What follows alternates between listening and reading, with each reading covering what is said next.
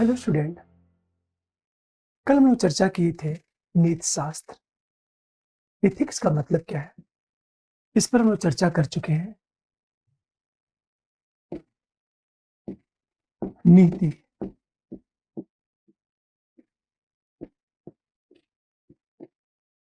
शास्त्र, एथिक्स का मतलब क्या होता है।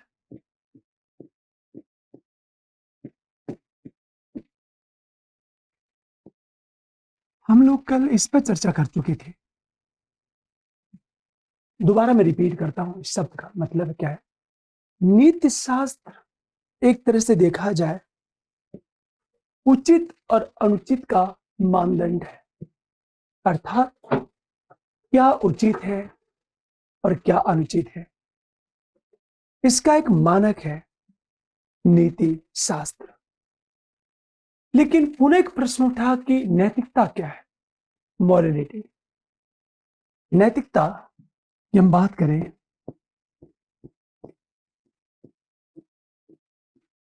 मोरलिटी क्या है।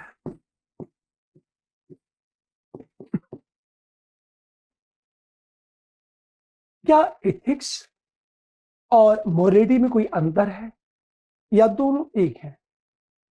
यदि शब्द के दृष्टिकोण से देखा जाए तो एथिक्स का मतलब होता है, एथिक्स बना है एथोस से। एथोस से, और एथोस का अर्थ होता है रीति रिवाज। लेकिन जो मोरलिटी है यह मोरिस से बना हुआ है। यह बना है मोरिस शब्द से, और मोरिस का अर्थ भी होता है रीति रिवाज।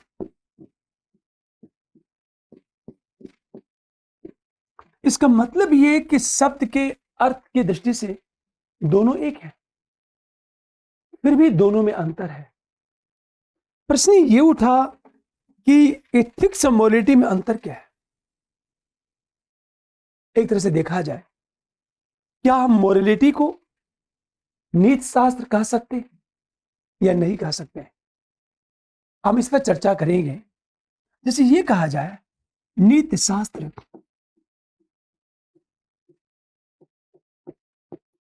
एवं नैतिकता में अंतर क्या है।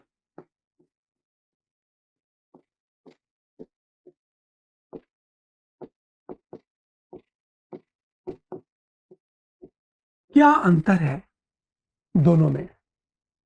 यदि अंतर की हम बात करें तो मान लिया जाए ये जो नीति शास्त्र है मानवीय कार्यों के संदर्भ में एक आचरण नियमावली है। नीति शास्त्र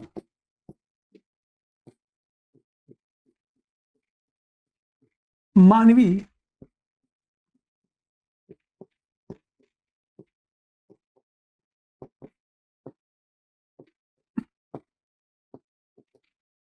एक आचरण नियमावली है।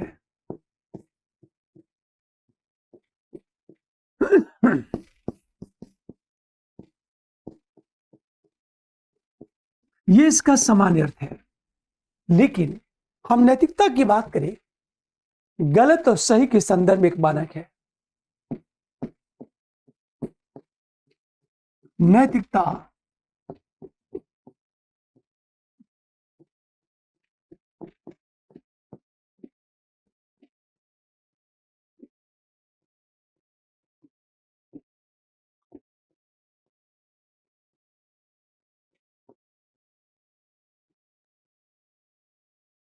एक मानक है। दोनों में बेसिक डिफरेंस देखो क्या है। नीति शास्त्र मानवीय कार्यों के संदर्भ में आचरण नियमावली है, और जो नैतिकता है यह गलत और सही के संदर्भ में एक मानक है। दूसरा जो अंतर देखो क्या चीज है। नीति शास्त्र का जो स्रोत है वह समाज है।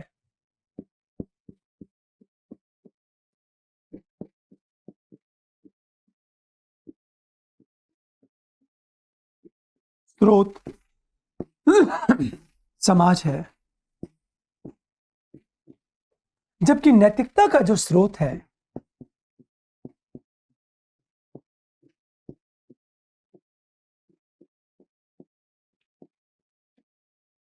अंतरात्मा है।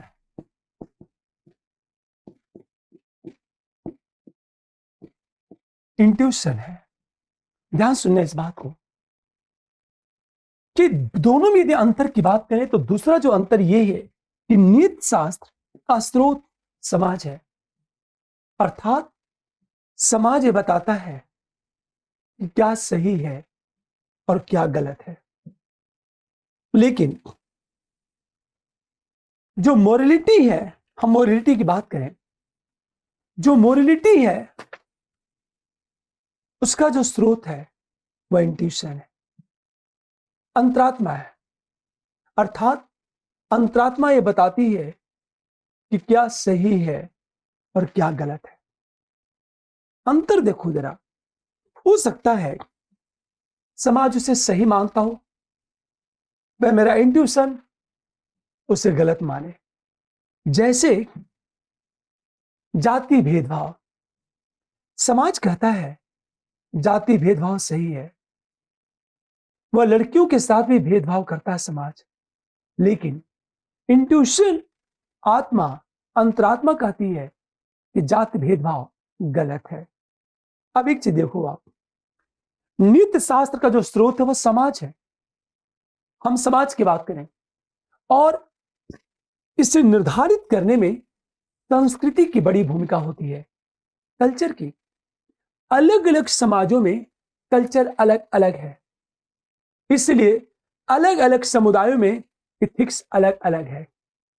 लेकिन हम मोरलिटी की बात करें, ये नैतिकता का जो स्रोत है वह इंट्यूशन है, और इंट्यूशन ये बताता है, आत्मा से आवाज आती है कि क्या सही है और क्या गलत है। इसीलिए अंतरात्मा कभी झूठ नहीं बोलती। जैसे मान लिया जाए आप ड्रिंक करते हो, आप शराब पीते हो, अपने आप से पूछोगे, इंट्यूशन से पूछोगे कि क्या शराब पीना सही है, तो आत्मा अंदर से आवाज आती है कि शराब पीना गलत है। आप सभी लोग तैयारी करते हो, आप दिन भर घूमते हो, मान लिया जाए शाम को जब आओगे और अपने आप से पूछोगे कि क्या आज आपने सही किया, तो फिर इंट्यूशन से आवाज आएगी कि नहीं, आपने गलत किया है। आप दिन भर आज आपने घुमाई की है, आप घूमने हो, आपने पढ़ाई नहीं की, इंट्यूशन, अंतरात्मा।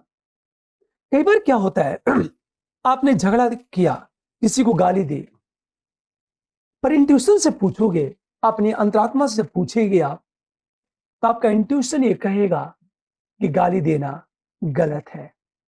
इसका मतलब ये है नैतिकता का जो स्रोत है वो इंट्यूशन है, कंसाइंस है, अंतरात्मा है, अंदर की आवाज है वो।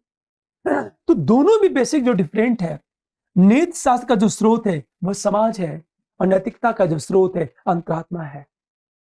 तीसरी चीज देखा जाए, हम नीति शास्त्र का पालन क्यों करते हैं? क्योंकि समाज उसे करने के लिए कहता है, और नैतिकता का अनुपालन इसलिए करते हैं क्योंकि मुझे लगता है यह करना चाहिए। तीसरी चीज बात करें हम लोग, नीति शास्त्र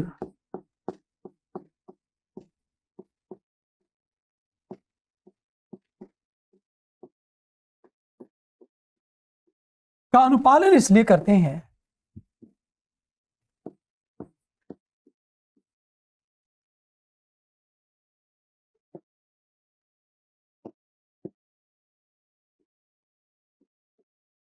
अनुपालन इसलिए किया जाता है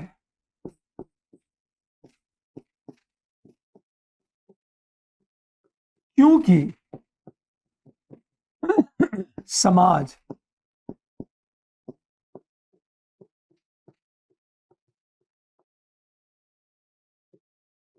करने के लिए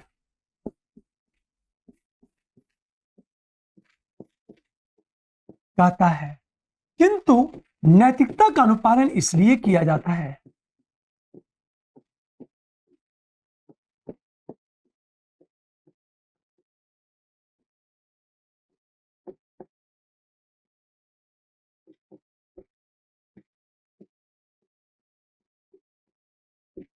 इसलिए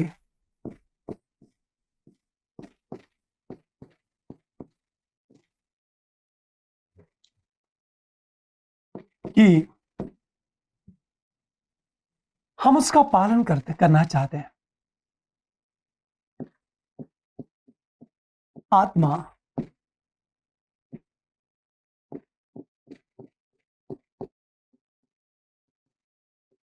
उसके पालन के प्रति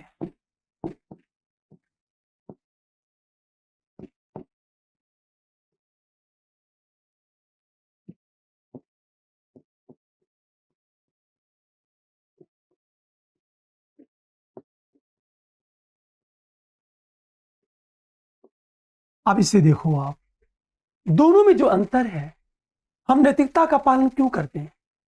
क्योंकि मेरा इंट्यूशन कहता है उसका पालन करना चाहिए।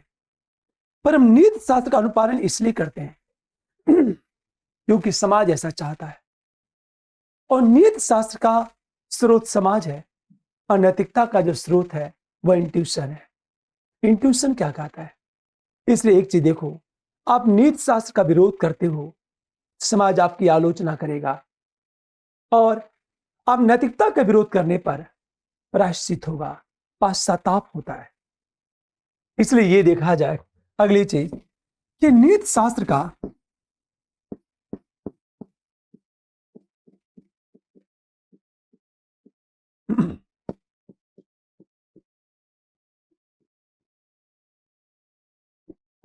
विरोध करने पर समाज द्वारा आलोचना की जाती है।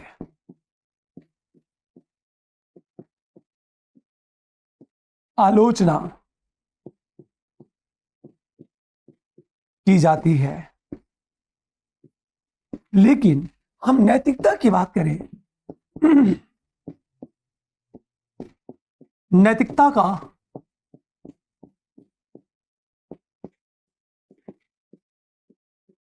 विरोध करने पर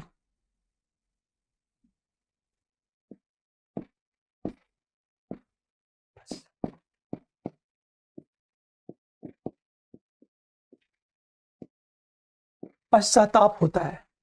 अब देखो जरा, आपसे ये क्वेश्चन पूछा, इस तरह के क्वेश्चन पूछे जा सकते हैं आपसे कि एथिक्स और नैतिकता में अंतर क्या है। आप अंतर देखो जरा, हम नीति शास्त्र का पालन क्यों करते हैं? क्योंकि समाज उसे करने के लिए कहता है। और नैतिकता का पालन क्यों करते हैं? क्योंकि मेरी आत्मा उसके प्रति प्रतिबद्ध होती है। इसलिए देखा होगा, यदि आप नीति शास्त्र का विरोध करते हो तो समाज आपकी आलोचना करेगा, पर यदि आप नैतिकता का विरोध करते हो तो फिर आपको पश्चाताप करना होगा। फॉर एग्जाम्पल, आपने कोई गलत काम किया है तो आपका इंट्यूशन कहता है कि आपने गलत किया है। इंट्यूशन ये कहता है कि आपने गलत किया है। परिणाम होता क्या है? परिणाम ये होता है कि अपराध बोध होने लगता है, हम प्रायश्चित करते हैं, पश्चाताप करने लगते हैं। इस प्रकार देखा जाए, नीति शास्त्र और नैतिकता में ये बेसिक डिफरेंट है। ये नीति शास्त्र और नैतिकता की हम बात करें, यदि ये कहा जाए आप नीति शास्त्र का विरोध करते हैं, एथिक्स का विरोध करते हैं, तो हो सकता है समाज में अव्यवस्था पैदा हो जाए। पर यदि आप नैतिकता का विरोध करते हैं तो हो सकता है आप एक बेहतर इंसान न बन पाए। इसका मतलब क्या चीज है? आप नीति शास्त्र का पालन करते हैं, नीति शास्त्र का पालन करते हैं तो एक बेहतर समाज का निर्माण होगा। पर यदि आप नैतिकता का पालन करते हैं तो एक बेहतर इंसान का निर्माण होगा। नीति शास्त्र में निर्धारित नियमों का अनुपालन करना पड़ता है, तो इससे समाज अनुशासित होता है, एक बेहतर समाज का निर्माण होता है। जबकि नैतिकता के अनुपालन से व्यक्ति स्वयं अनुशासित होता है। इसलिए यह कहा जाए कि नीति शास्त्र का पालन करने से एक अच्छे राजनेता पैदा होते हैं। एक अच्छे राजनेता और नैतिकता का पालन करने से आप एक अच्छा पिता बनते हो, अच्छा पुत्र बनते हो। इसलिए ये कहा जाए कि नैतिकता व्यक्ति को एक अच्छा इंसान बनाता है और नीति शास्त्र समाज को सुंदर बनाता है, और ये दोनों मिल करके राम राज को मूर्त रूप देते हैं। एक तरह से ये कहा जाए, हम ये कह सकते हैं कि ये जो नीति शास्त्र है, ये आप इसका अनुपालन करते हो तो समाज क्या बनता है? अनुशासित। यह समाज को अनुशासित बनाता है। ये दूसरी चीज, इसके अनुपालन से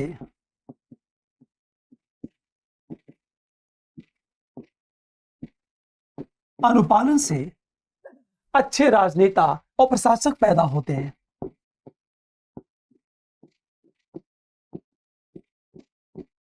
राजनेता एवं प्रशासक पैदा होते हैं।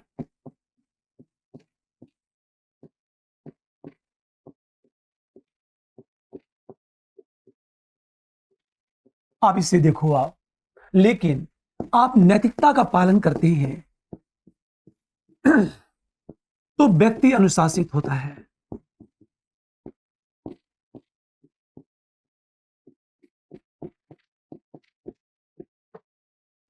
और दूसरी चीज, अच्छे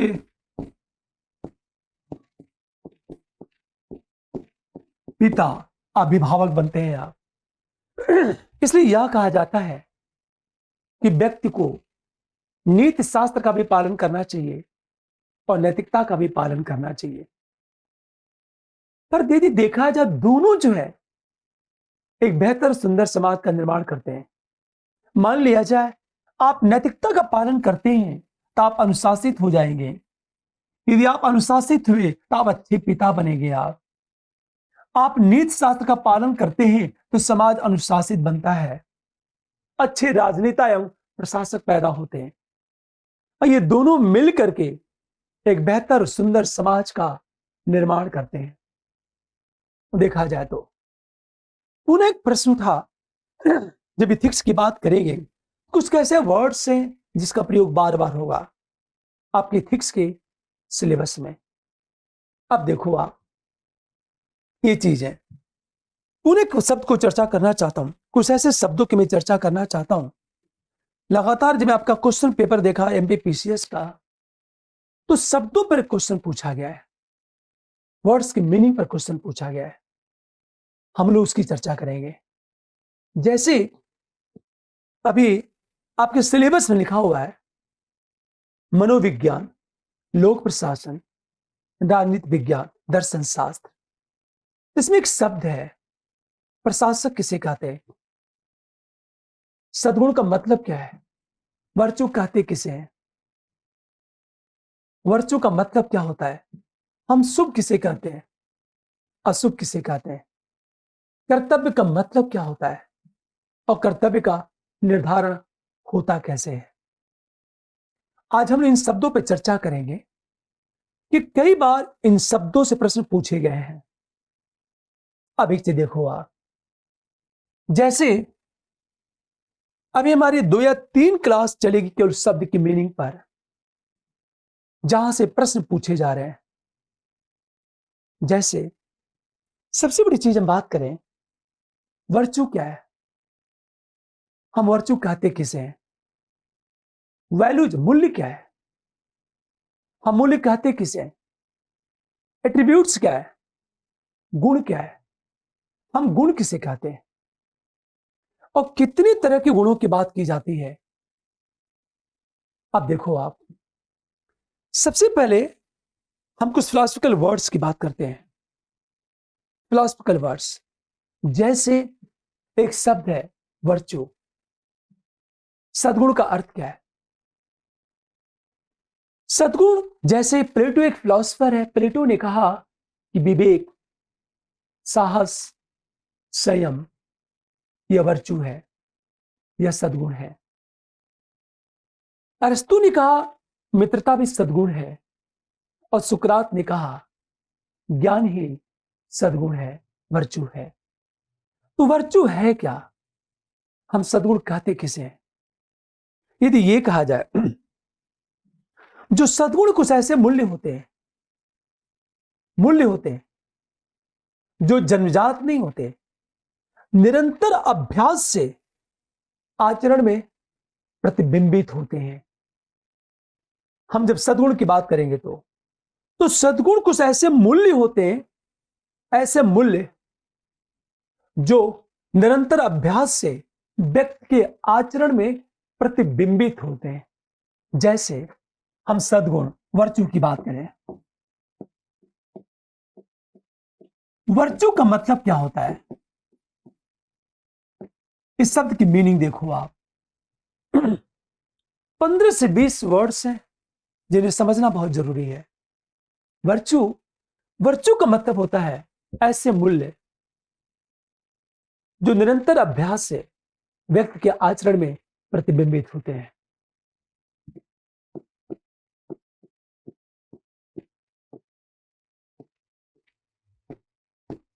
जो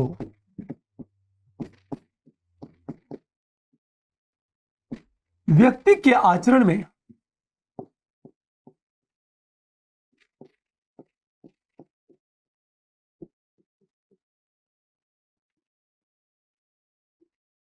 निरंतर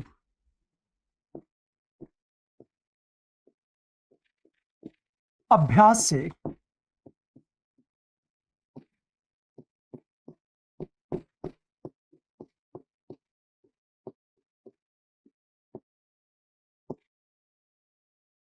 प्रतिबिंबित होते हैं।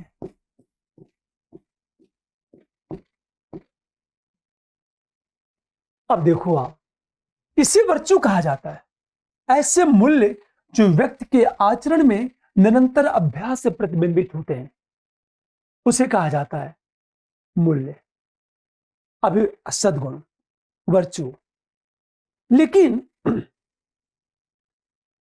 वर्चू है क्या? सद्गुण है क्या?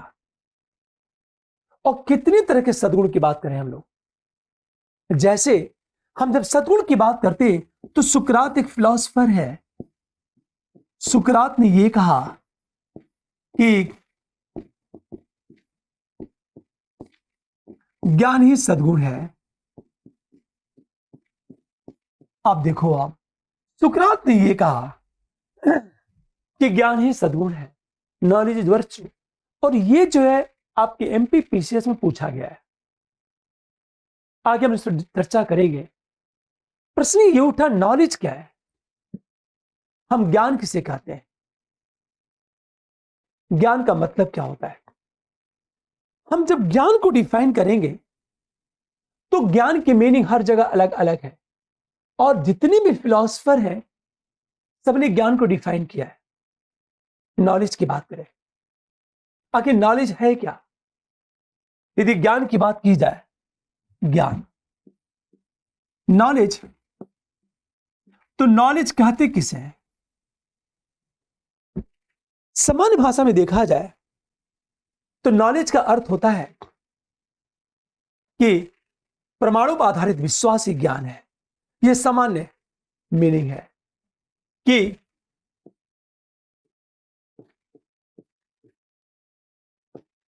प्रमाणों पर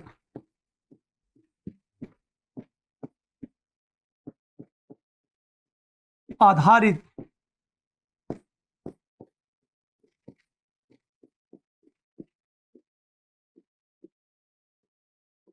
विश्वासी ज्ञान है। यह सामान्य परिभाषा दी जाती है। प्रमाणों पर आधारित विश्वास, ऐसा विश्वास जो प्रमाणों पर आधारित हो। फॉर एग्जाम्पल, मान लिया जाए एक विश्वास है कि भूत की सत्ता होती है, भूत, घोस्ट, और उसके पक्ष में प्रमाण है, तो ज्ञान बन जाएगा। आपके दोस्त ने यह कहा कि इस जगह एलियंस आए हुए हैं, एक विश्वास है।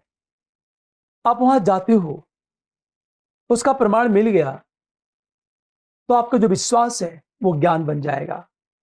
तो परमाणु पर याद रहे, परमाणु पर आधारित विश्वास, परमाणु पर आधारित विश्वास, ये जो परमाणु पर आधारित विश्वास है इसे ही ज्ञान कहा जाता है। लेकिन ये एक फिलोसफर्स की समान परिभाषा दी जाती है। पर यदि कहा जाए, एयर एक फिलोसफर है, उसने ज्ञान की अलग मीनिंग दी और एयर ने यह कहा कि वैज्ञानिक तर्कों पर आधारित जो विचार है वह ज्ञान है। हमेशा वैज्ञानिक तर्कों पर आधारित जो विचार है, जो आइडिया है, उसे नॉलेज कहा है। नॉलेज, इसका मतलब यह है जिसके पक्ष में कोई वैज्ञानिक तर्क नहीं है उसे ज्ञान कहा ही नहीं जा सकता, नॉलेज। पर एक सबसे बड़ी चीज तो यह है, हम जब भी ज्ञान की बात करते हैं तो ज्ञान को यूनिवर्सल कहा जाता है, यह सार्वभौम कहा जाता है। ये ज्ञान को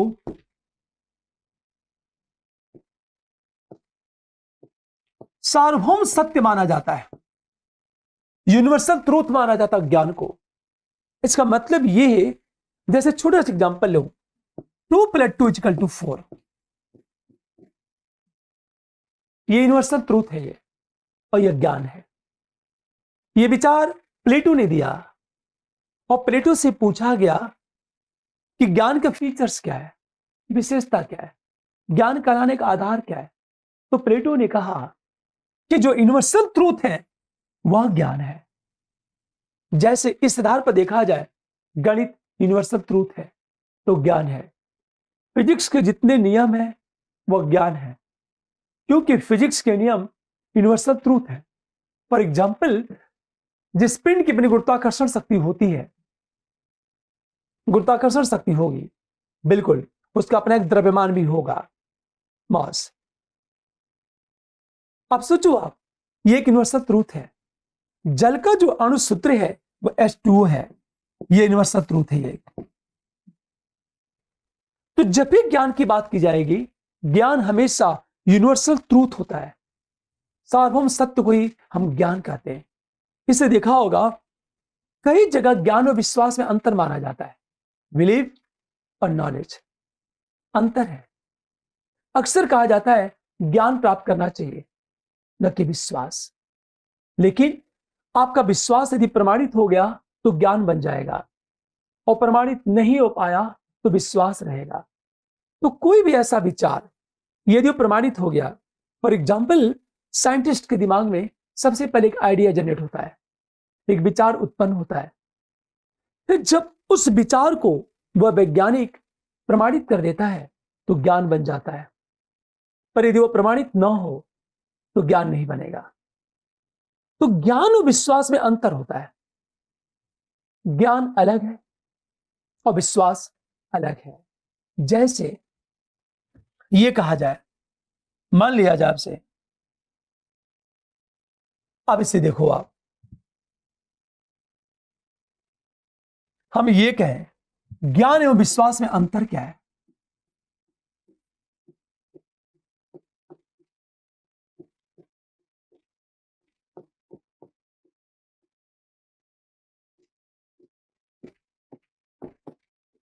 अंतर, यदि अंतर की हम बात करें, मान लिया जाए ये ज्ञान है और ये विश्वास है, दोनों में जो बेसिक डिफरेंट है, ये जो ज्ञान है ये सार्वभौम सत्य होता है,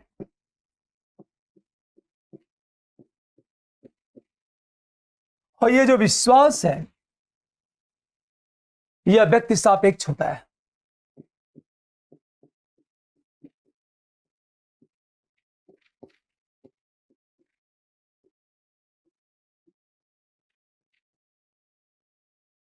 दूसरी चीज, इसका खंडन नहीं होता।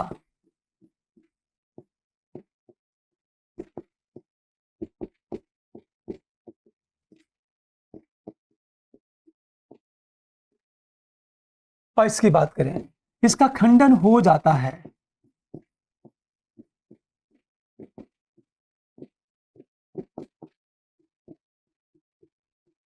और सबसे बड़ी चीज, या अपरिवर्तनशील है।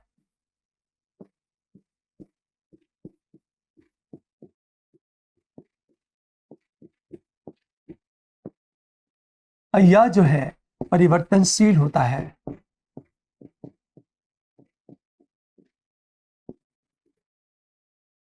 दोनों में अंतर देखो आप, ज्ञान और विश्वास। जैसे आपने देखा होगा, एक विश्वास है कि विश्वास, हमेशा ध्यान दो कि बिल्ली के रास्ता काटने से दुर्घटना हो जाती है। कुछ लोग इसे अंधविश्वास मानते हैं। अंधविश्वास मिथ, विश्वास बिलीव, और ज्ञान नॉलेज। हमेशा जो अंधविश्वास है वो अतार्किक होता है,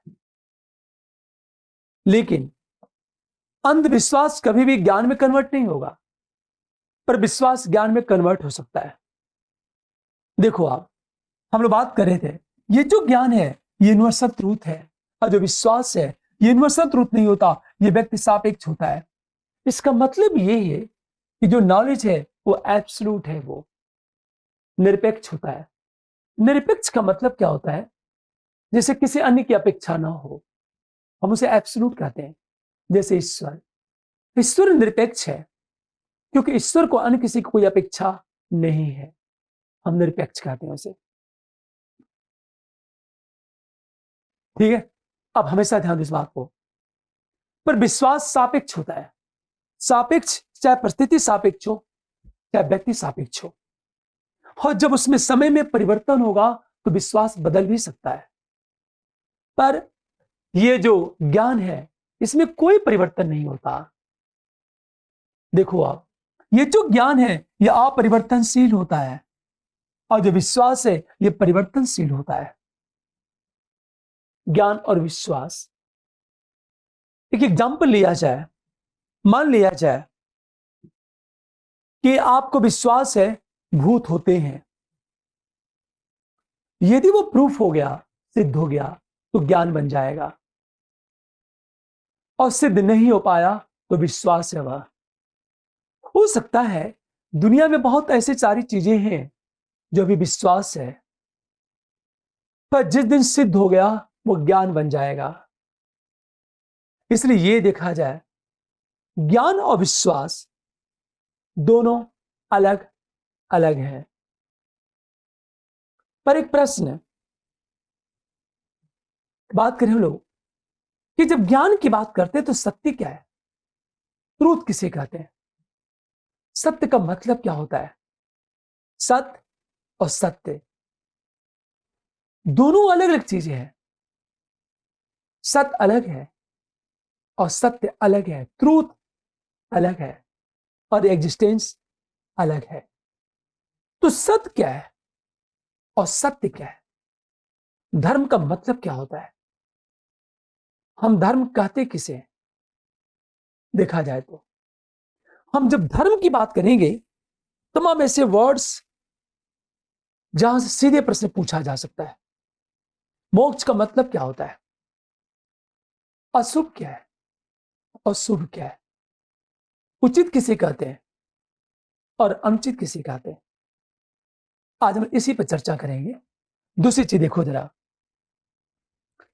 कहा जाए सत्य क्या है? सत्य किसे कहते हैं और सत्य क्या है? दो शब्द है, सत्य एग्जिस्टेंस, सत्य ट्रूथ। झूठ क्या होता है और सत्य क्या होता है? अद्वैत का मतलब क्या होता है? राइट्स क्या है, अधिकार क्या है, आपके कर्तव्य क्या है? हम किसी कर्तव्य कहते हैं और किसी अधिकार कहते हैं। अब इसे देखो आप, जब सत्य की बात करेंगे, एक सत्य है, एक सत्य है, दो वर्ड्स है, दोनों में अंतर देखो अब ध्यान से इस बात को। सत्य और सत्य, सत्य को मीनिंग समझ लो तो सत्य की मीनिंग समझ में आ जाएगा। हम इसे कहते हैं एग्जिस्टेंस कहते हैं इसको, और इसे ट्रूथ कहते हैं। एग्जिस्टेंस का मतलब होता है जिसका खंडन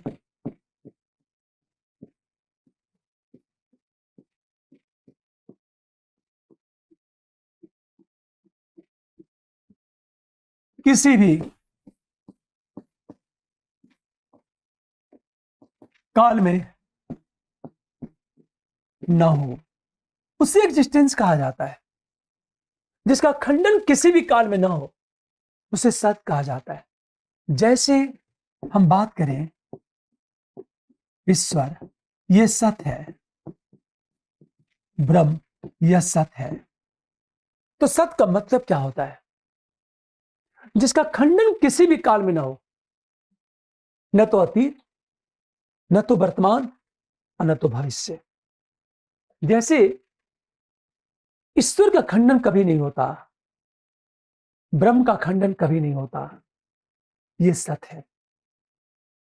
असत किसे कहते हैं? नॉन एग्जिस्टेंस की बात करें हम लोग,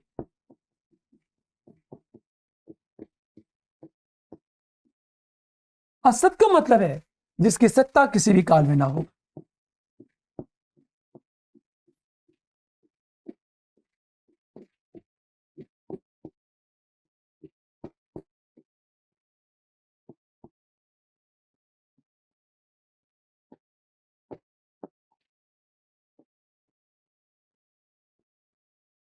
जिसकी सत्ता किसी भी काल में ना हो उसे असत, नॉन एग्जिस्टेंस कहा जाता है।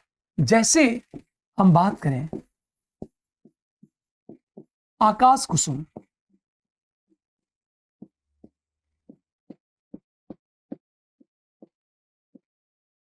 आकाश कुसुम का मतलब है आकाश में खिला हुआ फूल।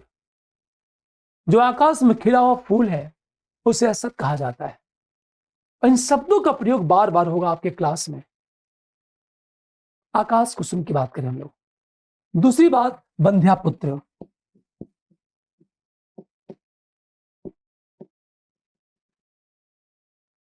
हम बंध्या पुत्र की बात करें, बंध्या पुत्र का मतलब क्या होता है? ऐसा पुत्र जिसकी मां बांझ हो। अब सोचो, जिसकी मां बांझ होगी क्या पुत्र को जन्म देने में सक्षम हो पाएगी? नहीं, तो इसे असत कहा गया है। तो आकाश कुसुम, बंध्या पुत्र, यह सत है। बिना सिर वाला मानो, बिना सिर वाला एक ऐसा इंसान जिसका सिर ही ना हो, यह सत है। यह हो ही नहीं सकता। अरे बात है। तो सत्य क्या है और असत क्या, ये देखो आप। सत्य का मतलब होता है जिसका खंडन किसी भी काल में ना हो, वह सत्य है। आपसे 10 शब्दों में 2 नंबर का क्वेश्चन पूछेगा, सत्य किसे कहते हैं, असत किसे कहते हैं? असत का मतलब नॉन एग्जिस्टेंस, जिसकी सत्ता किसी भी काल में ना हो। जैसे आकाश कुसुम, बंध्या पुत्र, यह सत्य है। लेकिन सत्य क्या है और झूठ क्या है? हम जब सत्य की बात करते हैं, ऐसा विचार या विषय वस्तु जिसके पक्ष में तथ्य प्रमाण हो, वह सत्य है। मतलब ऐसा विचार या विषय वस्तु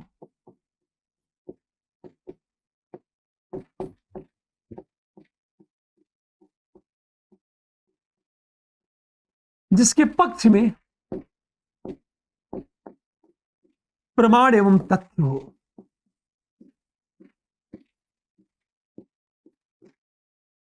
हम उसे कहते हैं सत्य। याद रखना है, सत्य एग्जिस्टेंस, सत्य ट्रूथ, ट्रू और फॉल्स, ये ट्रूथ शब्द है। और ट्रूथ और एग्जिस्टेंस में अंतर होता है, दोनों में बहुत बड़ा अंतर है। ये पुनः एक शब्द उठा, आखिर शुभ किसे कहते हैं और अशुभ? यदि हम सत्य को लेकर बात करें तो सत्य की डेफिनेशन अलग रख दी गई है। जैसे मान लिया जाए, देखो आप, सत्य की जो मीनिंग है, कई जगह इन दोनों को एक माना गया, कई अलग अलग माना गया है। लेकिन जैन दर्शन से पूछा गया सत्य क्या, तो उसे अलग मीनिंग बताई। अरे बात है। अब देखो, यदि हम सत्य की बात करें तो सत्य की मीनिंग क्या बताई उन्होंने? जैनियों के अनुसार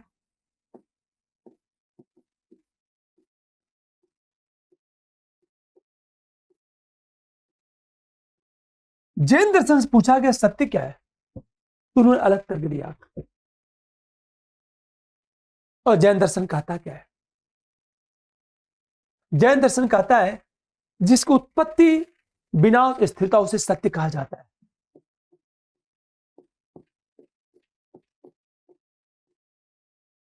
जिसकी उत्पत्ति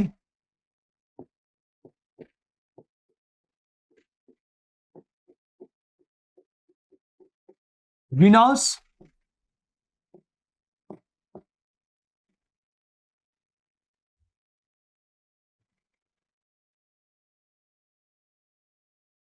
अब इससे देखो आप,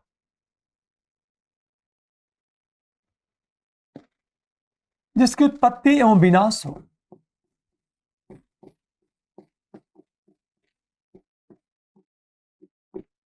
तथा उसमें स्थिरता हो,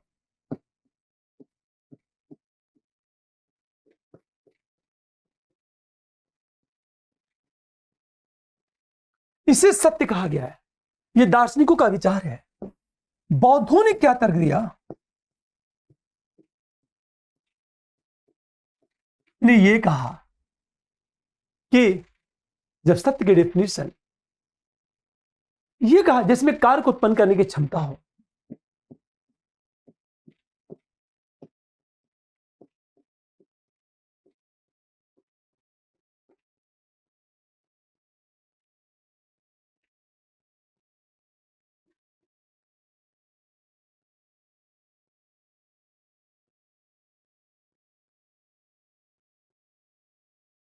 अर्थात बौद्धों ने यह कहा अर्थ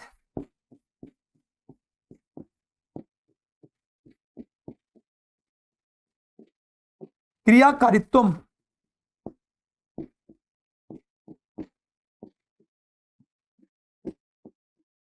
लक्षणम सत्य की बात करते हैं। यह बौद्धों ने परिभाषा दी। आपसे सिंपल चीज ये पूछेगा बौद्ध दर्शन के अनुसार सत्य क्या है और जैन के अनुसार सत्य क्या है, और 2 नंबर का क्वेश्चन पूछेगा आपसे। तो जैनों ने क्या कहा? जिसकी उत्पत्ति और विनाश हो तथा उसमें स्थिरता हो उसे सत्य कहा जाता है। और इन्होंने कहा जिसमें कार्य को उत्पन्न करने की क्षमता हो वह सत्य है।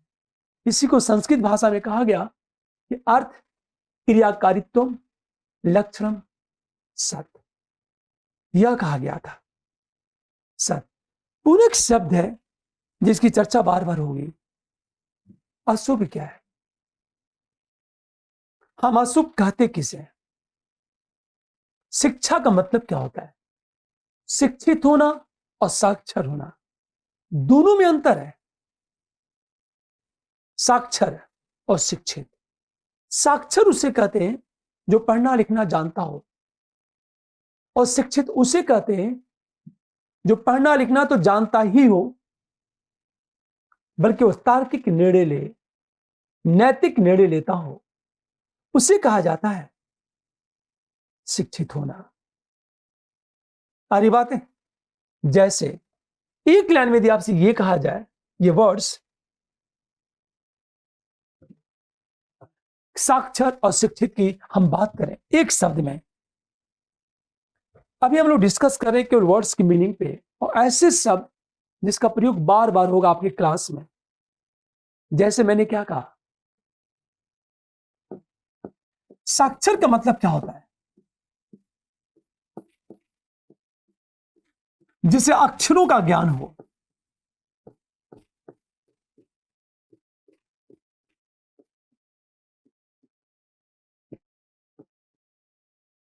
और शिक्षित का मतलब क्या कहते हैं?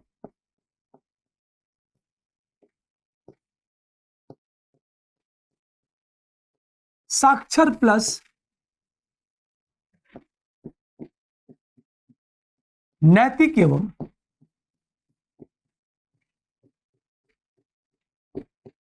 तार्किक निर्णय लेने की क्षमता।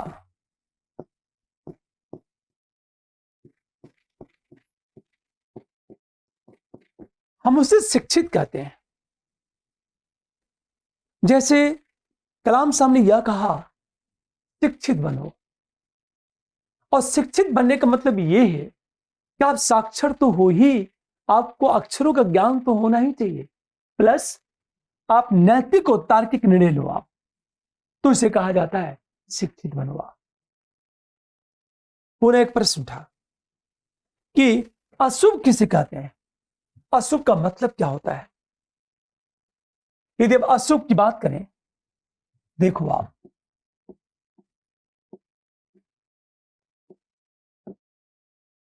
जैसे दो शब्द है, शुभ और अशुभ, ये दो शब्द है। शुभ किसे कहते हैं और अशुभ किसे कहते हैं, आप इससे ध्यान देना इस बात को। अशुभ का मतलब होता है कि जो आपके विकास में बाधित हो, सॉरी, आपके विकास को बाधित करे, हम उसे अशुभ कहते हैं। जैसे प्राकृतिक आपदाएं अशुभ है, ज्वालामुखी विस्फोट, बाढ़, सूखा, भयंकर गर्मी पड़ रही है, तो यह अशुभ है। हर वह चीज जो विकास में बाधा खड़ी करे, हम उसे अशुभ कहते हैं। तो अशुभ का समान अर्थ यही होता है, हर वह चीज जो आपके विकास को बाधित करे वह अशुभ है। जैसे झूठ अशुभ है, चोरी अशुभ है। सारी बातें, तो जब अशुभ की बात करते हैं तो अशुभ का समान अर्थ यही होता है कि विकास को बाधित करने वाला कारक।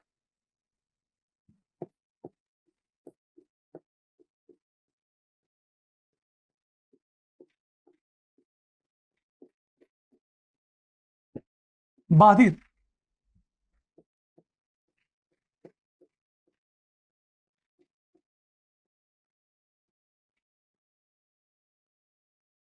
करने वाला कारक ही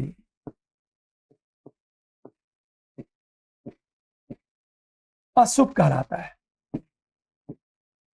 यह इसका सामान्य अर्थ है, लेकिन हम अशुभ को दो भागों में डिवाइड करते हैं। एक है प्राकृतिक अशुभ,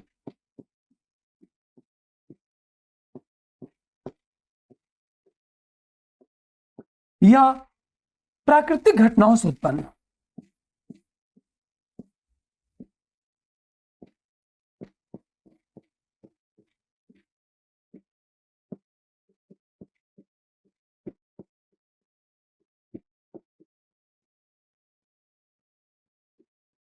जैसे बाढ़, सूखा, ये प्राकृतिक अशुभ है। नैतिक अशुभ क्या है,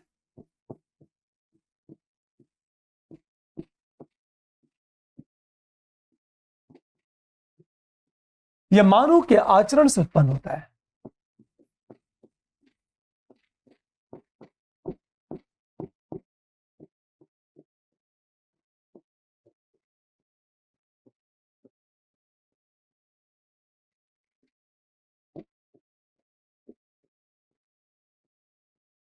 जैसे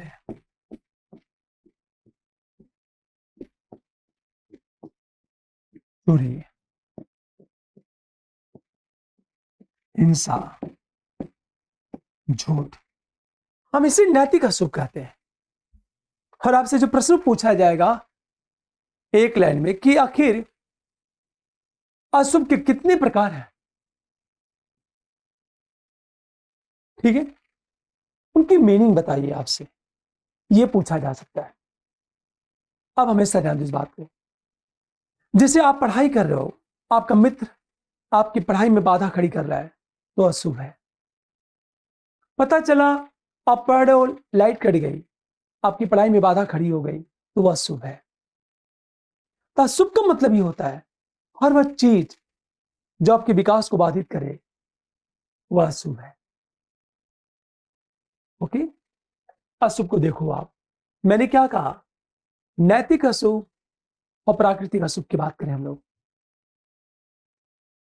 नैतिक अशुभ और प्राकृतिक अशुभ की बात करें हम लोग, अशुभ शब्द है, पुनः शब्द है जिसका प्रयोग बार बार होगा। हमेशा ध्यान दें इस बात को। कर्तव्य किसे कहते हैं? कर्तव्य का मतलब क्या होता है? और अधिकार किसे कहते हैं? राइट्स का मतलब क्या होता है? अक्सर हम अधिकार और कर्तव्य की बात साथ साथ करते हैं। अधिकार और कर्तव्य की बात हम लोग साथ साथ करते हैं। कर्तव्य का मतलब क्या होता है? ड्यूटी की बात करें तो कर्तव्य के समान अर्थ होता है निर्धारित दायित्व का अनुपालन। यह कर्तव्य है, निर्धारित दायित्व का अनुपालन, यह कर्तव्य है। कांट एक फिलोसफर है। कांट ने यह कहा कि कर्तव्य में बाध्यता होती है, अर्थात हम कर्तव्य करने के लिए बाध्य होते हैं। कांट ने यह कहा। तो जब ड्यूटी की बात करते हैं, कर्तव्य की बात करते हैं, तो कर्तव्य का मतलब क्या होता है?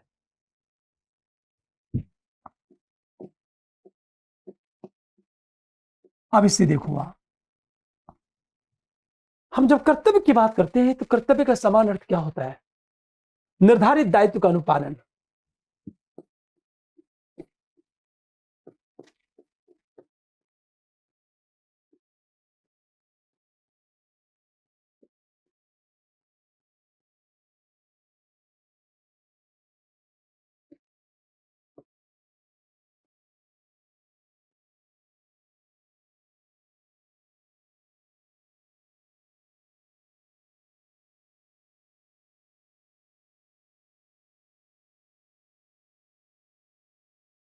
जिसमें बाध्यता होती है।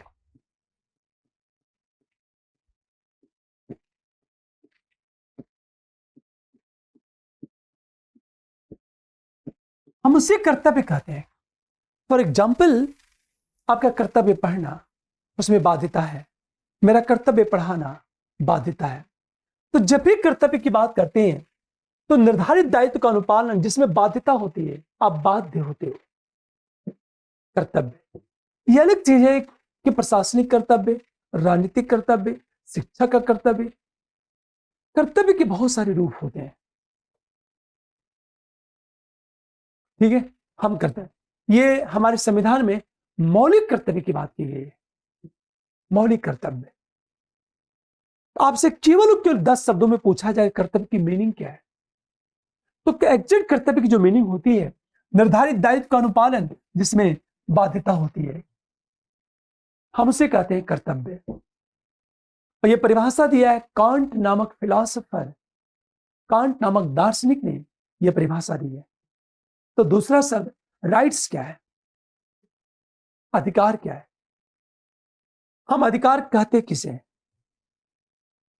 समानता का मतलब क्या होता है? इक्विलिटी का मतलब क्या है? अब देखो, एक शब्द अधिकार। हम जब अधिकार की बात करते हैं,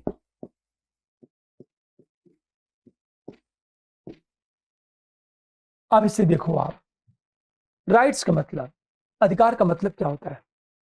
अधिकार का जो सामान्य अर्थ होता है, सामान्य अर्थ अधिकार का, कि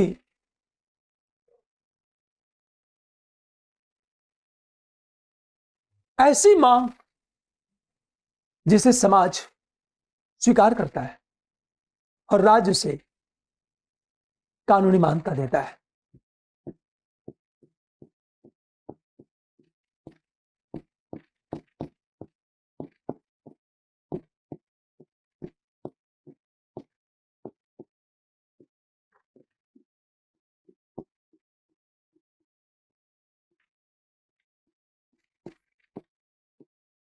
और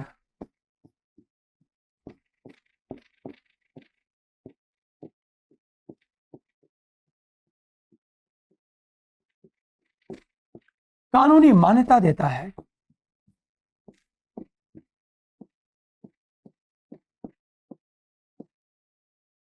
हम उसे अधिकार कहते हैं। हम उसे अधिकार, फॉर एग्जाम्पल, हम जब भी राइट्स की बात करेंगे तो ऐसे डिमांड हम जो समाज के सामने रखते हैं, समाज उसे स्वीकार करता है और राज्य उसे कानूनी मान्यता देता है। लेकिन समाज उन्हीं मांगों को स्वीकार करेगा जो समाज की संस्कृति के अनुरूप हो। यदि कल्चर के विपरीत है तो समाज उसे एक्सेप्ट नहीं करेगा। जैसे आप समलैंगिक विवाह की मांग करते हो तो भारतीय समाज समलैंगिक विवाह को एक्सेप्ट नहीं करेगा, क्योंकि भारतीय संस्कृति में समलैंगिक विवाह को गलत माना गया है। इसीलिए यह अधिकार के रूप में स्वीकार नहीं है। मान लिया जाए राज्य से कानूनी मान्यता दे भी देता है और समाज उसे एक्सेप्ट नहीं करता है, तो भी वह अधिकार के रूप नहीं ले पाएगा। अब हमेशा ध्यान दें इस बात को। इसका मतलब ये राइट्स की ऐसी मांग जिसे समाज स्वीकार करता है और राज्य उसे कानूनी मान्यता देता है, उस डिमांड को कहा जाता है राइट्स, अधिकार कहा जाता है।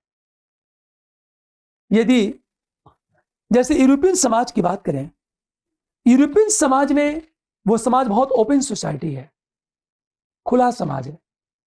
उस समाज में समलैंगिक विवाह की अनुमति है, वो राइट्स है, क्योंकि समाज के सामने डिमांड रखी गई मुझे समलैंगिक विवाह की अनुमति मिलनी चाहिए। समाज ने एक्सेप्ट किया, राज्य ने कानूनी मान्यता दी, तो राइट्स बन गया, अधिकार बन गया। पर इंडिया में नहीं है, इंडिया में ये नहीं है। अब एक चीज सोचो आप, हम जब अधिकार की बात करते हैं तो अक्सर देखा होगा कि अधिकारों के बहुत सारे रूप होते हैं। जैसे हम प्राकृतिक अधिकार की बात करें, कानूनी अधिकार की बात करें, ऐतिहासिक अधिकार की बात करें, हम लोग अधिकार के आपसे एक लाइन में ये पूछेगा प्राकृतिक अधिकार क्या है या कानूनी अधिकार क्या है, आपसे एक लाइन में। जैसे हम राइट्स की बात करें, अधिकारों की जब बात करते हैं हम लोग, तो सोचो आप, राइट्स तो अधिकारों के कई रूप हैं। जैसे प्राकृतिक अधिकार,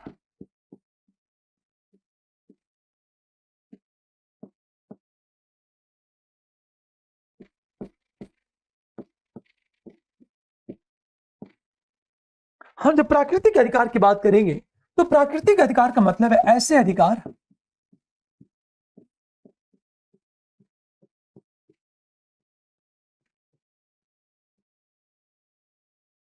जो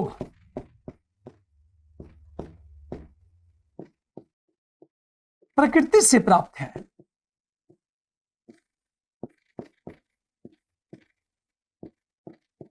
अर्थात जन्मजात है।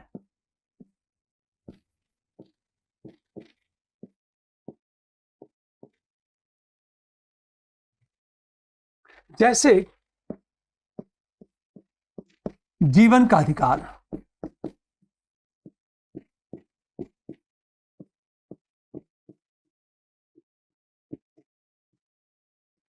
यह प्राकृतिक अधिकार है। तो ऐसे अधिकार जो प्रकृति से प्राप्त होते हैं अर्थात जन्मजात है, उसे प्राकृतिक अधिकार कहा जाता है। लॉक, एक विचारक लॉक ने कहा जीवन का अधिकार, स्वतंत्रता का अधिकार प्राकृतिक अधिकार है। अरे बात, कानूनी अधिकार क्या है? जो कानून से प्रदत्त है। जैसे मौलिक अधिकार कानून प्रदत्त है, ये कानूनी अधिकार है। अरे बात है, जैसे मैंने कहा कानूनी अधिकार।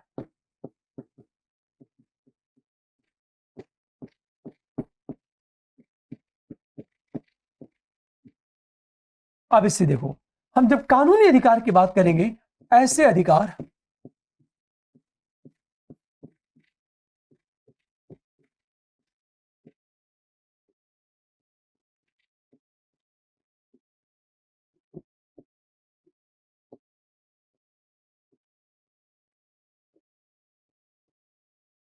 जो कानून प्रदत्त है,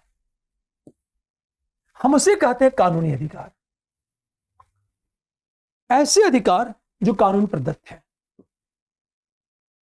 कई बार ऐतिहासिक अधिकारों की बात की जाती है कि प्रचलित परंपराएं जब अधिकार का रूप ले लेती है ना, तो उसे ऐतिहासिक अधिकार कहा जाता है। इतिहास में जब प्रचलित परंपराएं डेवलप होती हैं, वो राइट्स का रूप ले लें। तो उसे कहा जाता है ऐतिहासिक अधिकार, कहा जाता है उसे। ठीक है, अब देखो आप, लेकिन हमारा जो मुख्य विषय है मानवाधिकार, ह्यूमन राइट्स। मानवाधिकार का मतलब क्या होता है? ऐसे अधिकार जो मानव केंद्रित हो, मानव के गरिमा, उसकी स्वतंत्रता पर केंद्रित जो अधिकार है उसे ह्यूमन राइट्स कहा जाता है। हम उसे कहते हैं मानवाधिकार। ठीक है, अब देखो आप, लेकिन आपसे यदि क्वेश्चन पूछेगा भी, या तो प्राकृतिक अधिकार की बात करेगा या तो कानूनी अधिकार की बात करेगा, और प्रश्न पूछेगा 2 नंबर का 10 शब्दों में। जैसे हम बात करें मानवाधिकार, एक सामान्य अर्थ है। ह्यूमन राइट्स की बात करें हम जब मानवाधिकार की बात करते हैं तो मानवाधिकार का मतलब क्या होता है? ऐसे अधिकार जो मानव केंद्रित हो,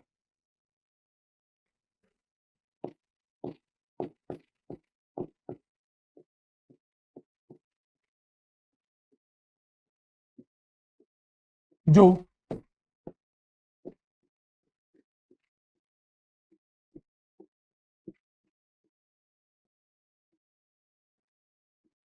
मानव केंद्रित हो, हम उसे मानवाधिकार कहते हैं। इसे एक सामान्य अर्थ देखा जाए तो, अर्थात मानवीय गरिमा और मानवीय स्वतंत्रता के प्रति केंद्रित हो, हम उसे कहते हैं मानवाधिकार। हम उसे ह्यूमन राइट्स कहते हैं उसे। ओके, जिसकी चर्चा चल के हम लोग करेंगे। इसकी जब घोषणा हुई थी 10 दिसंबर 1948 में इसकी घोषणा की गई थी, मानवाधिकार। कुछ ऐसे वर्ड्स हैं जैसे रिलीजन क्या है, धर्म क्या है, हम धर्म कहते किसे? हम जब धर्म की बात करते हैं, धर्म, तो धर्म का जो अर्थ है अलग अलग है। वेस्टर्न अप्रोच क्या है और इंडियन अप्रोच क्या है? धर्म। देखो आप, यदि हम धर्म की बात करें, धर्म को अंग्रेजी में रिलीजन कहा जाता है, जबकि रिलीजन और धर्म में अंतर होता है। रिलीजन अलग है, धर्म अलग है, दोनों में अंतर है। जैसे हम जब धर्म की बात करते हैं तो धर्म का जो सामान्य अर्थ होता है, सामान्य अर्थ जो होता है धर्म का, जिसे धारण किया जाए,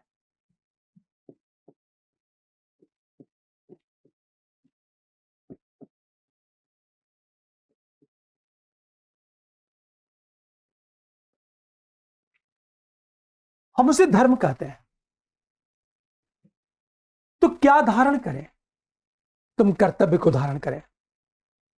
जैसे प्रत्येक व्यक्ति का धर्म क्या? अपने कर्तव्य का अनुपालन करना। आपका धर्म है पढ़ना, मेरा धर्म है पढ़ाना। यदि हम सभी लोग अपने कर्तव्य का ईमानदारी से पालन करें तो धर्म का अनुपालन करना है।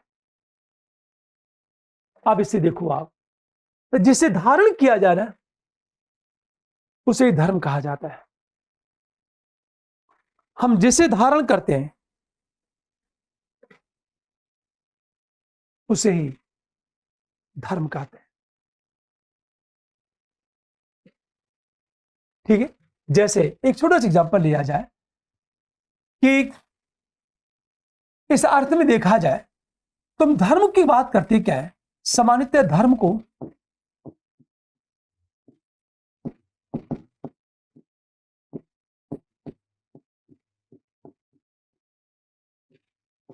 मूल्य एवं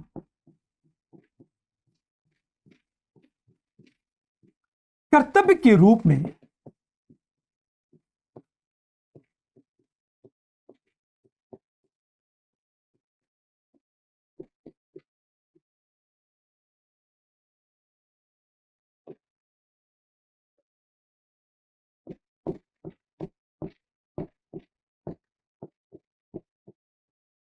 मूल्य एवं कर्तव्य के रूप में स्वीकार किया जाता है, उसे धर्म कहा जाता है।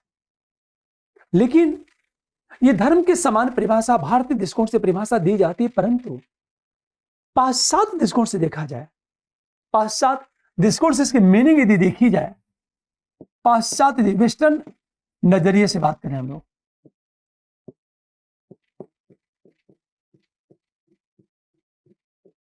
तो धर्म का मतलब होता है सर्वज्ञ और सर्वशक्तिमान सत्ता में विश्वास।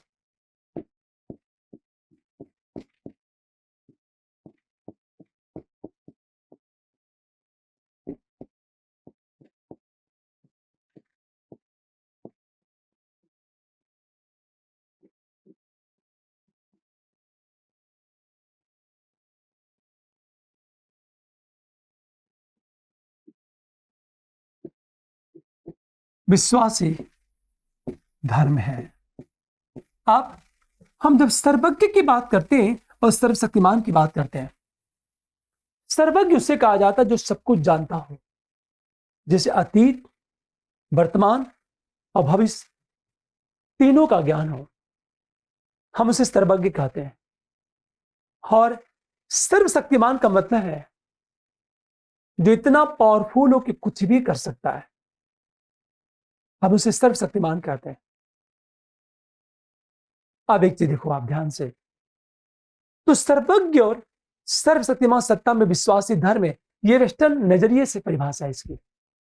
लेकिन इंडियन अप्रोच के नजरिए से देखा जाए, भारतीय दृष्टिकोण से, तो धर्म का अर्थ होता है जिसे धारण किया जाए, अर्थात मूल्य और कर्तव्य के रूप में धर्म को स्वीकार किया गया है। और गीता में कहा भी गया है, गीता में कहा गया है कि निष्काम कर्म ही धर्म है, निस्वार्थ भाव से बिना फल की अपेक्षा किए निस्वार्थ भाव से अपने कर्तव्य का पालन करना ही धर्म है, यह गीता में कहा गया है। ठीक है, यह सामान्य अर्थ देखो जरा, क्योंकि आपसे 10 शब्दों में मीनिंग पूछेगा 2 नंबर का, यह धर्म। लेकिन धर्म को इंग्लिश में रिलीजन कहा जाता है, रिलीजन। हाँ, जो रिलीजन बना है रिलीगियर से, उसके पहले एक शब्द को देख ले। अक्सर देखा गया, हम जब सर्वज्ञ और सर्वशक्तिमान की बात करते हैं ना, तो सर्वज्ञ और सर्वशक्तिमान सत्ता है क्या? कहा जाता है ईश्वर, हम कहते हैं गॉड। जो ईश्वर है उसे ही कहा जाता है सर्वज्ञ और सर्वशक्तिमान सत्ता कहा जाता है उसे, ईश्वर। और ईश्वर और भगवान में अंतर है, भगवान कोई भी बन सकता है पर ईश्वर कोई नहीं बन सकता। भगवान उसे कहते हैं जिसके अंदर सारे मानवीय गुणों का विकास हो चुका है, और ईश्वर उसे कहते हैं जो जगत का निर्माता है, रचयिता है, जो जगत का सृष्टा है, संहार करता है और संचालक है, उसे ईश्वर कहा जाता है। जैसे भगवान और ईश्वर में बेसिक डिफरेंट होता है, जैसे हम ये कहें ईश्वर, ईश्वर उसे कहा जाता है जो जगत का सृष्टा, संचालक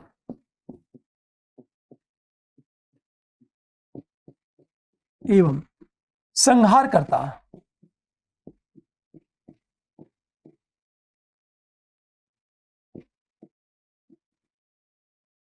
याद रखना, जगत का सृष्टा, संचालक और संहार करता, इसे कहा जाता है ईश्वर।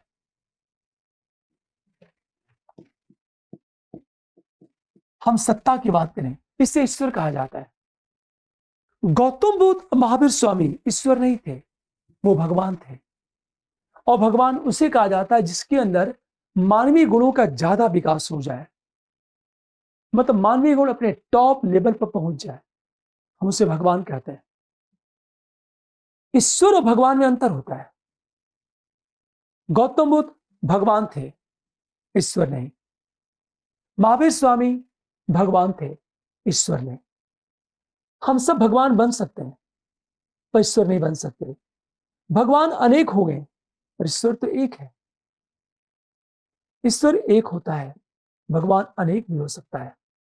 यदि हम सभी के सभी अपने आप को अनुशासित कर लें और मानवीय गुणों का विकास कर लें, तो हम सब भगवान बन जाएंगे। पर हम सब ईश्वर नहीं बन पाएंगे। तो ईश्वर और भगवान में अंतर होता है। तो ईश्वर का मतलब होता है जो जगत का सृष्टा हो, संचालक हो और संहार करता हो, उसे कहा जाता है ईश्वर। ओके, ये सारी जो शब्द की चर्चा कर रहा हूं मैं, आपका पेपर देख रहा हूं लगातार, तो जो दो दो नंबर का प्रश्न पूछा जा रहा है ना, इसी तरह पूछा जा रहा है। पुनः एक नया शब्द है। आपने देखा होगा कुछ नए शब्द की बात करें हम लोग, जो कई बार पूछा जा सकता है आपसे। जैसे एक लाइन में गवर्नेंस क्या है, गुड गवर्नेंस क्या है, क्योंकि आपके सिलेबस में लोक प्रशासन भी है और इस वर्ड्स की चर्चा बार बार होगी आपके सिलेबस में। जैसे सीएजी के बारे में पूछा गया आपके सिलेबस में, सीएजी के बारे में पूछा गया है आपके सिलेबस में।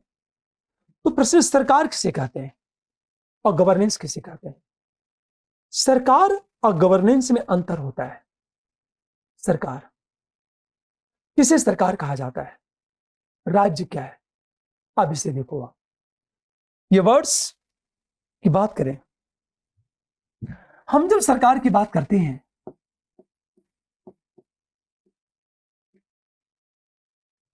सरकार, तो सरकार का मतलब होता है, एक वर्ड्स, हम सरकार की बात करें, सरकार का जो सामान्य अर्थ होता है कि जो नीति का निर्माण करता हो और नीति का क्रियान्वयन करता हो। नीति का निर्माण और नीति का क्रियान्वयन करने वाली सत्ता ही सरकार है।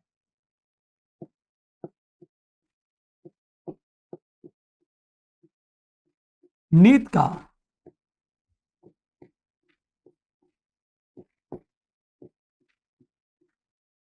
एवं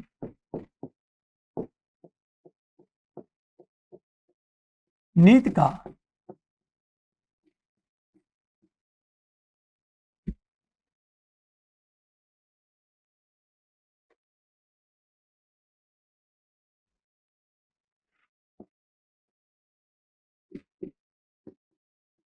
क्रियान्वयन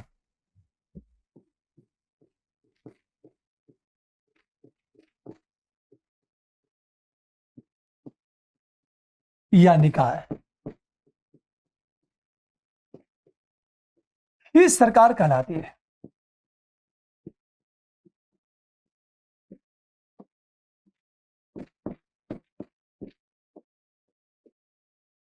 तो सरकार का समान अर्थ होता है नीति का निर्माण और नीति का क्रियान्वयन करने वाली सत्ता या निकाय ही सरकार कहलाती है।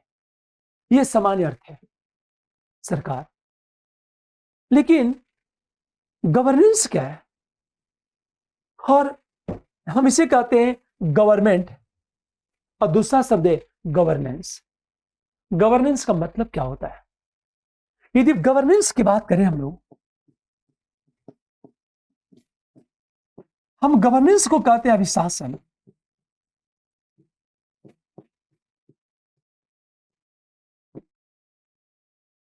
तो अभिशासन का मतलब होता है कि नीति निर्माण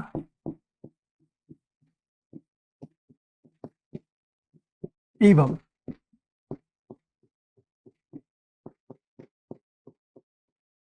नीति का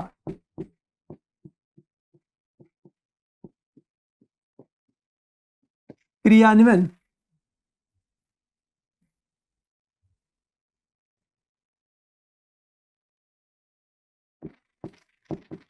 क्रियान्वयन में सरकार के साथ बाजार एवं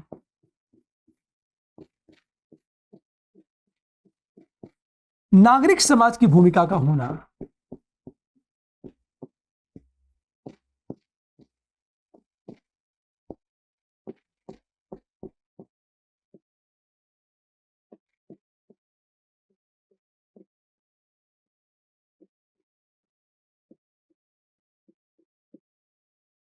हम इसे गवर्नेंस कहते हैं।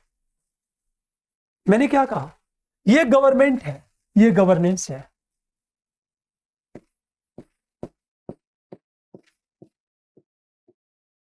और ये गवर्नमेंट है।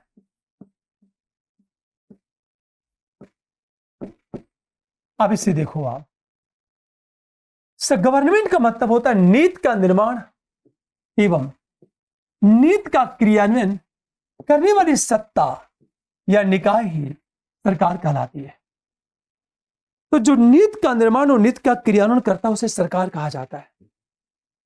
लेकिन ये जो गवर्नेंस है ना, इसका मतलब क्या होता है कि नीति निर्माण और नीति के क्रियान्वयन में सरकार के साथ बाजार एवं नागरिक समाज की भूमिका का होना, इसे गवर्नेंस कहा जाता है।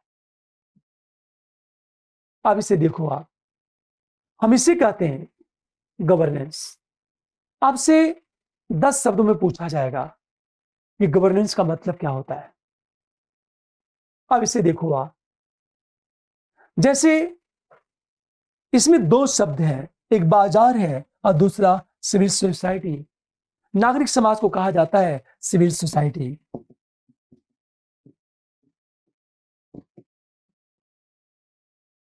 और जब नीति निर्माण और नीति क्रियान्वयन में सरकार के साथ बाजार और नागरिक समाज की भूमिका का होना ही गवर्नेंस है। अब आपने देखा होगा, यदि हम ये कहें कि मान लिया जाए ये आपकी सरकार है,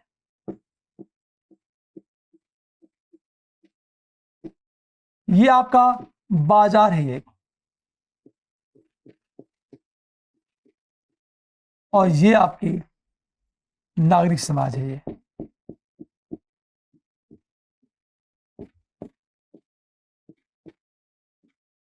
अब इसे अंतर देखो आप, तीनों का मिलन कहां हो रहा है? यहां हो रहा है। इसे ही कहा जाता है गवर्नेंस। हम बाजार में 2 चीज हैं, एक उत्पादक है और दूसरा उपभोक्ता है।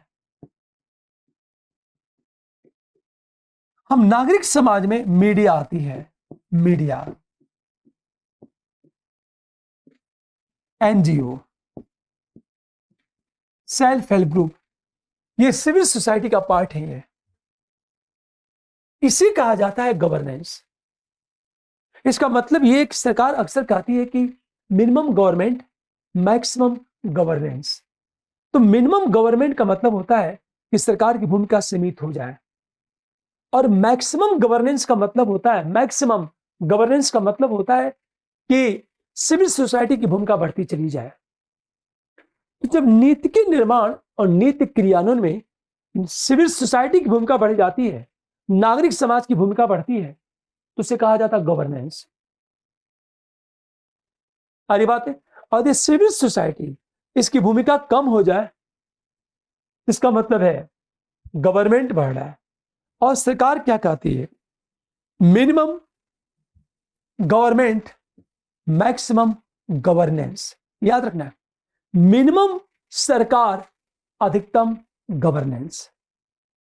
तो मैक्सिमम गवर्नेंस का मतलब होता है कि जब नीति के निर्माण और नीति के क्रियान्वयन में सरकार के साथ सिविल सोसाइटी और बाजार की भूमिका जब बहुत ज्यादा बढ़ जाती है ना, तो उसे कहा जाता है गवर्नेंस।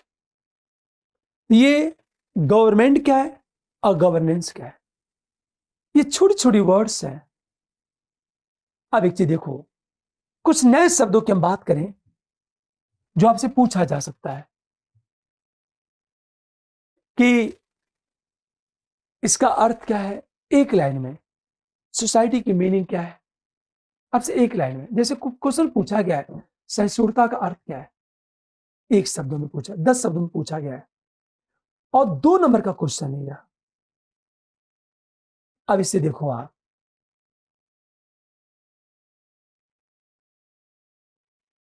नए नए शब्द आते रहेंगे, हम बात करेंगे। एक शब्द और है न्याय, और न्याय के साथ एक और शब्द है सामाजिक न्याय। क्योंकि जितने भी फिलोसफर है ना, वो सब के सब सामाजिक न्याय की बात करते हैं। आपके सिलेबस में है राजा राममोहन राय, सावित्रीबाई फूले, ये आपके सिलेबस में है। और ये सभी लोग सोशल जस्टिस की बात करते हैं, सामाजिक न्याय की बात करते हैं सभी लोग। तो सोशल जस्टिस का मतलब क्या होता है, पहली बात। और सावित्रीबाई फूले या विवेकानंद, इन सब ने क्या किया है, दलित चेतना की बात की है। तो दलित चेतना का अर्थ क्या होता है, सोशल जस्टिस कहते किसे हैं? अब इसे देखो आप, एक नया वर्ड्स आपके जो सिलेबस में है, सामाजिक न्याय, सोशल जस्टिस।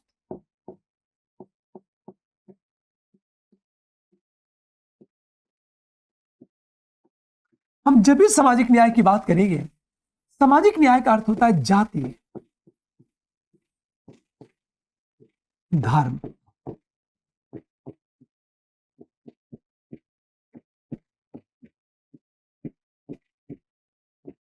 लिंग के आधार पर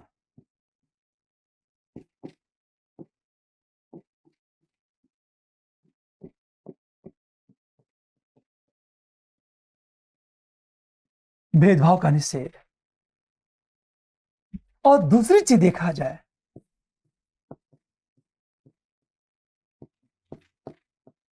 संसाधनों का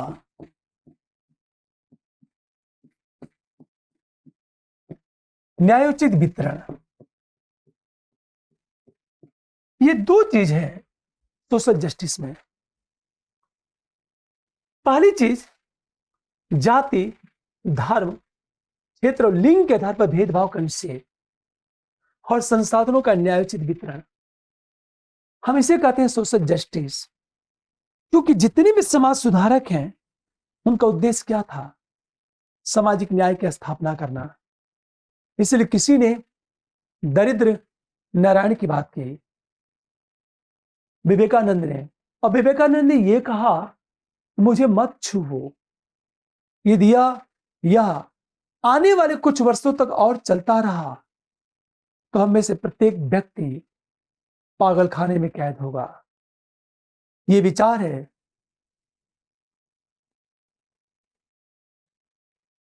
यह विचार है किसका, एक देखा जाए विवेकानंद का। तो आपसे एक लाइन में पूछेगा दरिद्र नारायण का अर्थ क्या है, 2 नंबर का क्वेश्चन। तो सोशल जस्टिस का मतलब क्या होता है, सामाजिक न्याय का मतलब होता है सभी तरह के भेदभाव का निषेध तथा संसाधनों का न्यायोचित वितरण होना ही सामाजिक न्याय कहलाता है।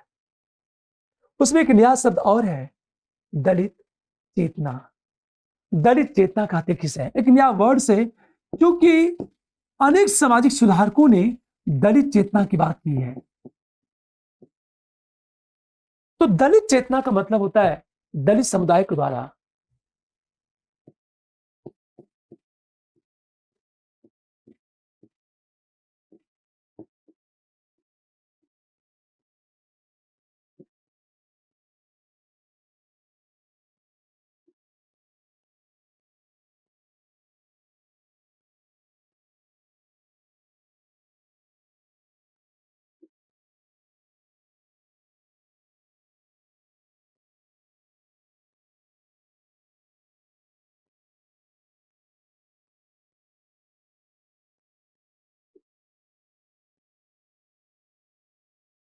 अपमान और गुलामी की अनुभूत करना तथा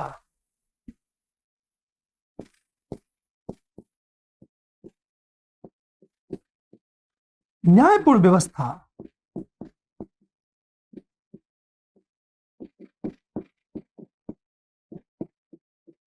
के निर्माण पर बल।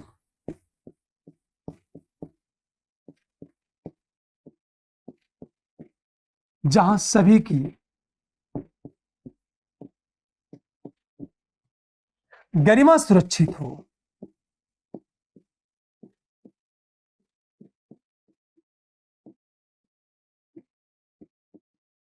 हम इसे कहते हैं दलित चेतना कहते हैं इसे।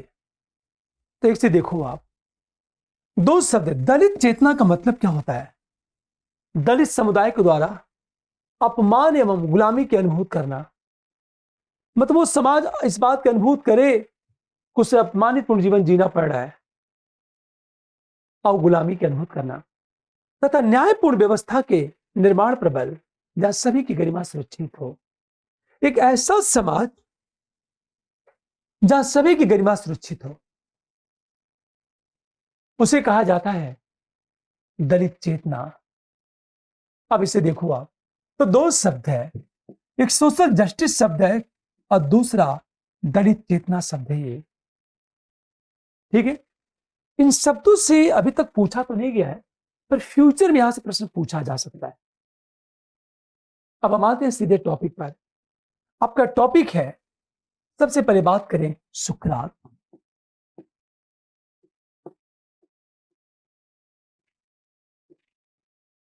आपके सिलेबस में सुकरात की बात करेंगे, यह ग्रीक दार्शनिक है।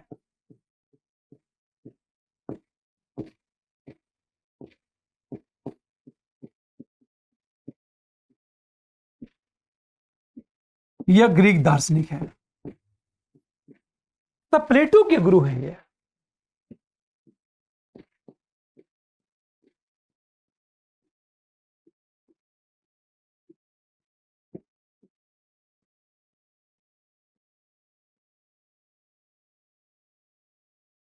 एक तो ग्रीक फिलोसफर है ये,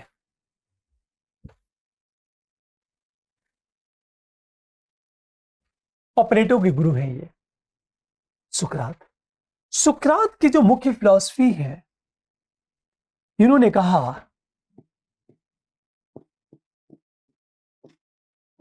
ज्ञान है,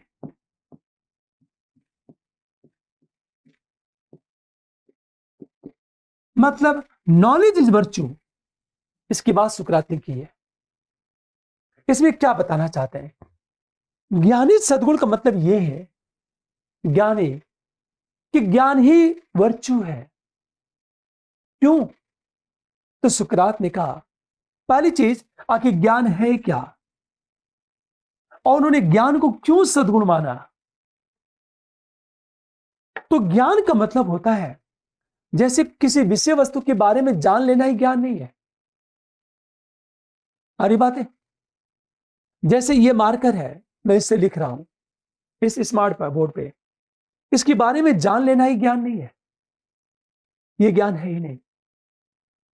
तो क्या ज्ञान, ज्ञान हम कहते किसे हैं?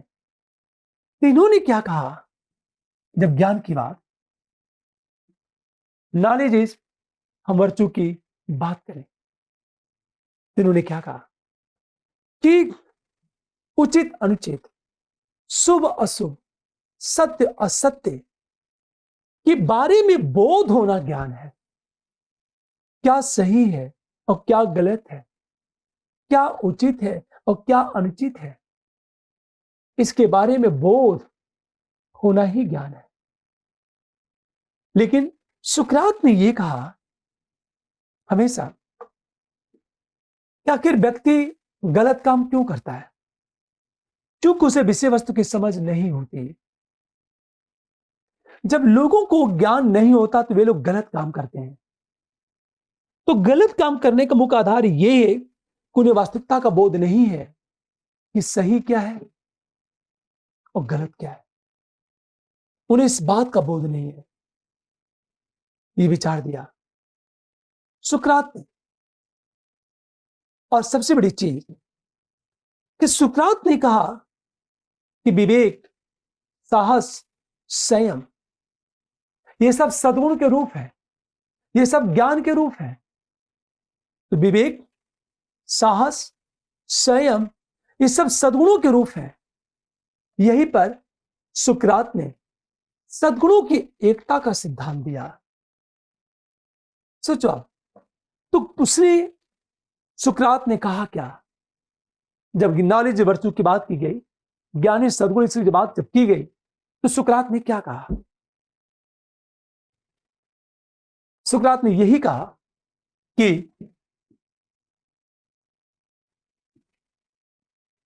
अब इससे देखो आप,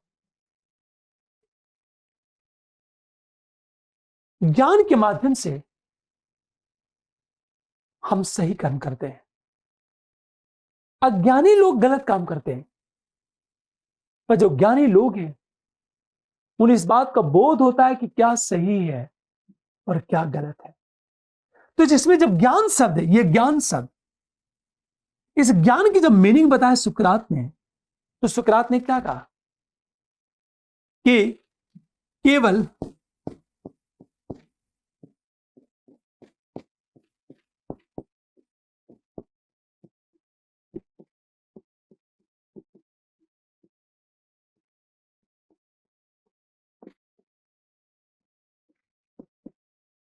बोध ही ज्ञान नहीं है,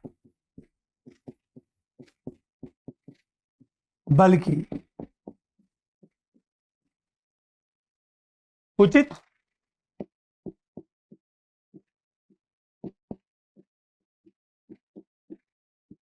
अनुचित, शुभ अशुभ,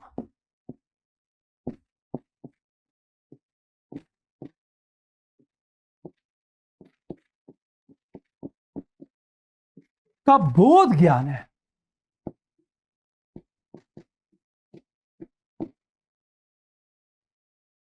हमेशा जैसे मैंने किया मार्कर है, हम केवल मार्कर के बारे में जान लेना ही ज्ञान नहीं है, बल्कि क्या सही है और क्या गलत है, क्या शुभ है क्या अशुभ है, इसके बारे में जानना ज्ञान है।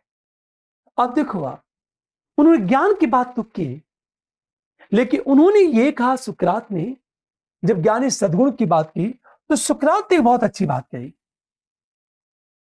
उन्होंने कहा ज्ञान का उदय होने पर सदैव अच्छे कर्म होते हैं और ज्ञान के अभाव में ही अनुचित कर्म होते हैं।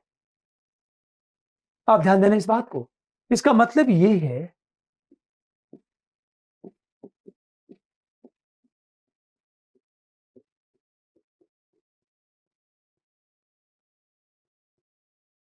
ज्ञान के होने पर ही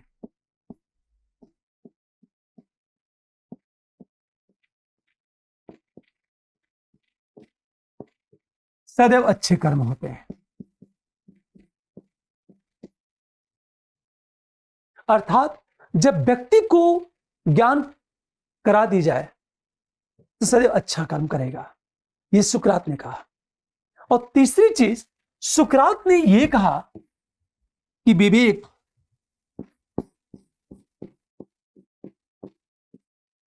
साहस,